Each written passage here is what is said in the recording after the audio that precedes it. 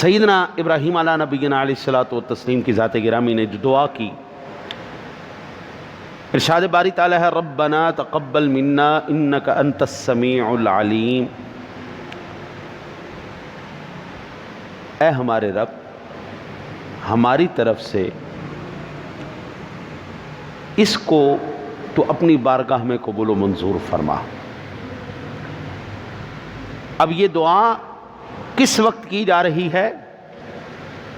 جب کعبہ شریف کی تعمیر کر کے حضرت ابراہیم علیہ السلام جب آپ فارغ ہوئے تو دعا کی ربنا تقبل منا انک انت السمیع العلیم، اے ہمارے پروردگار عالم ہماری طرف سے اس کوشش کو اپنی بارگاہ میں قبول و منظور فرما۔ ربنا وجعلنا مسلمین لک ومن ذریتنا امۃ مسلمۃ لک وارنا مناسکنا وتب علینا انک انت التواب الرحیم، اور بے شک تو ہی سننے والا ہے، اے ہمارے رب ہمیں اپنی بارگاہ میں گردن جھکانے والا رکھنا، ہماری اولاد میں سے ایک جماعت اپنی فرما بردار رکھنا، ہمیں عبادت کے طریقے تعلیم فرما اور ہم پر اپنی رحمت کے ساتھ رجوع فرما، بے شک تو ہی بہت توبہ قبول فرمانے والا مہربان ہے۔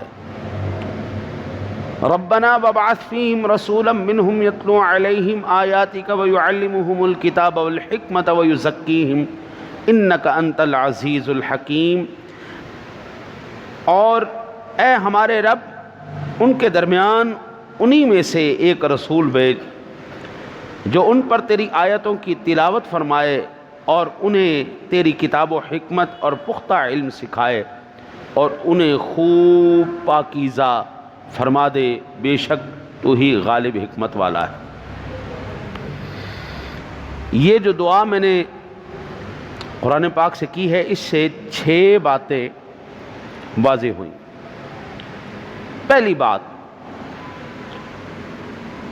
دعا کرنے کا مقصد یہ ہے کہ اے پاک پروردگار عالم اپنے فضل، کرم، رحمت اور عنایت کے صدقے میں ہم نے جو روزے رکھے، جو تراویح پڑھی، جو ہم نے نیکی کا سلسلہ کیا، درس و واعظ کا سلسلہ کیا، اس کو اپنی بارگاہ میں قبول و منظور فرما لے۔ پہلا مقصد ہمارا۔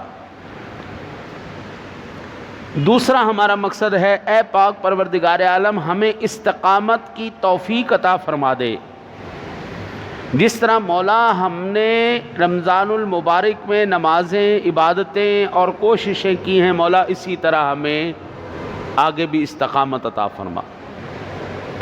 یا اللہ صرف ہمیں ہی نہیں، ہماری اولادوں میں کو بھی، ہماری اولاد کو بھی نیک فرما دے، دینی امور احسن طریقے سے سر انجام دینے کا سلیقہ آ جائے۔ ہمیں تو کچھ نہیں آتا مولا، تو ہی سکھا دے۔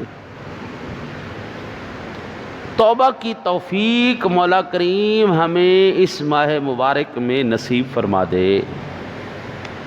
اور آخری بات میرے آقا کریم علیہ الصلوۃ والسلام کی، زندگی میں